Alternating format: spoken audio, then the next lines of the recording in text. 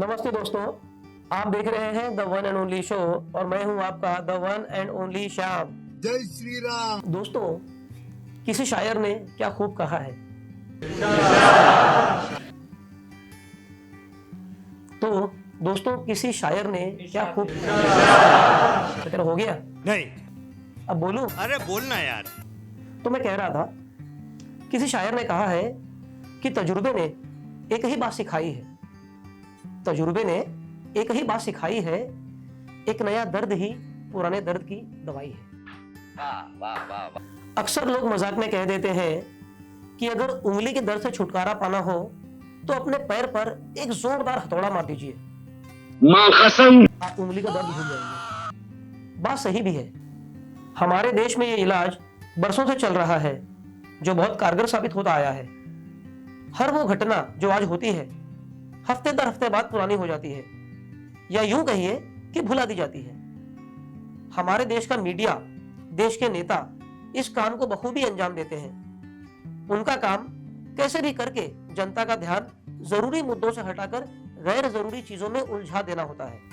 पहले से ही देश में गरीबी, बेरोजगारी, भुखमरी, बलात्कार की घटनाएं आए दिन होती रहती हैं, लेकिन इन सभी जरूरी मुद्दों से दूर बिकाऊ मीडिया कभी क्यूट तैमूर के एडोरेबल पिक्स दिखाने में बिजी दिखती है, या कभी टुकड़े गैंग, हार्दिक पटेल और कन्हैया कुमार के भड़काऊ भाषणों का विश्लेषण करने में अपना कीमती वक्त जाया करती दिखाई पड़ती है। वो चंद लोग जो थोड़ा एंटरटेनमेंट चाहते हैं, उनके लिए राहुल गांधी, रामदास आठवले, अरविंद केजरीवाल और लालू प्रसाद यादव के कवरेज चलाए जाते हैं। अक्सर आपको पंडित और मौलवी भी लाइव कवरेज में एक दूसरे से अलग अलग धार्मिक मुद्दों पर हाथापाई करते नजर आएंगे। ले देकर वही बेतुके समाचार लोगों को दिखाए जाते हैं, जिससे आम आदमी की निजी समस्या का कोई समाधान निकलने की रत्ती भर संभावना नहीं होती। ऐसा पिछले कई सालों से चला आ रहा है। कुछ महीनों पहले वही छोटे मोटे उबाऊ समाचार पेश कर रही मीडिया कुछ नया ढूंढ रही थी। अगले दिन अपने मोहल्ले में कोरोना आ गया।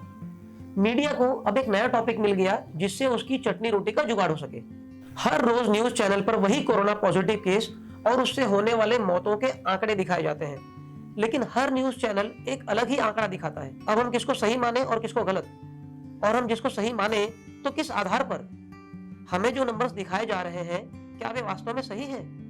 इस बात की पुष्टि करे भी तो कौन? खैर, बात हो रही है असल मुद्दों से हटकर मसाला खबरों की। तो मीडिया को जब कोरोना का क्रेज मार्केट में कम होता दिखा, तो नए मसालेदार खबरों का आना तो स्वाभाविक ही था। अनफॉर्चुनेटली सुशांत सिंह की मौत ने मीडिया को फिर एक नया मुद्दा दे दिया। उसके बाद राम मंदिर का मुद्दा, फिर बीच में सदी के महानायक अमिताभ बच्चन को कोविड पॉजिटिव दिखाकर भी देश की जनता को गुमराह कर दिया गया। सुशांत सिंह राजपूत की आत्महत्या का सच क्या है? इस टॉपिक को हर अलग अलग चैनल पर सिर्फ अपनी टीआरपी बढ़ाने के लिए इस्तेमाल किया जा रहा है। अगर आप असल में माने तो किसी को भी गुनहगारों को पकड़वाने में कोई दिलचस्पी नहीं है। सबको अपना अपना उल्लू सीधा करना। लॉकडाउन की वजह से घर में बैठे लोगों के बालों में चांदी उगने लगी है, लेकिन लोकल ट्रेन के चलने की आस में दिन गुजार रहे हैं। कोविड आने के बाद पूरी दुनिया की तरह हमारे भारत देश में भी कई तरह के बदलाव देखने को मिले।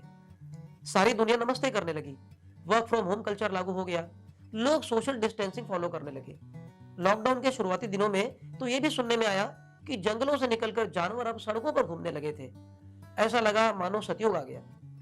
लेकिन एक दिन अचानक उत्तर प्रदेश के लखीमपुर और सीतापुर में हुई बलात्कार की दो घटनाओं ने फिर यह साबित कर दिया कि देश में चाहे जितने बदलाव होते रहें, लेकिन इंसानियत को शर्मिंदा करने वाली ऐसी वारदातें आगे भी होती रहेंगी, वो लॉकडाउन हो या ना हो।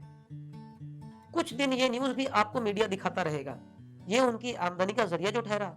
पब्लिक का क्या है, इस देश का कुछ नहीं हो सकता, ये डायलॉग मारेगी और उल्टा करवट लेकर सो जाएगी। लेकिन याद रखना, हर एक नया मुद्दा आपको उन सभी मुद्दों से दूर रखेगा जिसका हिसाब किताब आप सरकार से चाहते हैं। अच्छा, बात ऐसी भी नहीं है कि देश की पूरी जनता इस बात से अनजान मीडिया और पॉलिटिशियंस के इस खेल को नहीं समझती।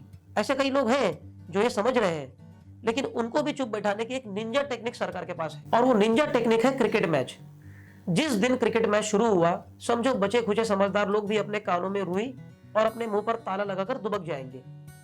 लेकिन अगर आपके मुंह पर ताला है तो उस ताले की चाबी भी आप ही के पास है। चाबी कहाँ है?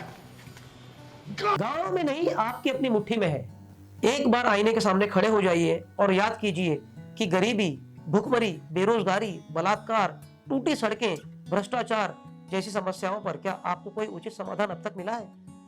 अगर आपको इसका जवाब ना भी मिले तो भैया उठो, अपने दिमाग की मालिश और अपने जीभ को पॉलिश करो और सरकार से इसका जवाब मांगो, अपना हक मांगो। जाने से पहले फिर एक बात, अगर आपने अब तक इस चैनल को सब्सक्राइब नहीं किया है तो एक काम करो, उठो, हाथ मुंह धो लो और टीवी का रिमोट लेके चाहे जो न्यूज चैनल लगा लो।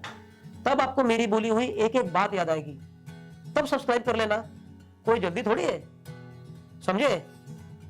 नहीं समझे?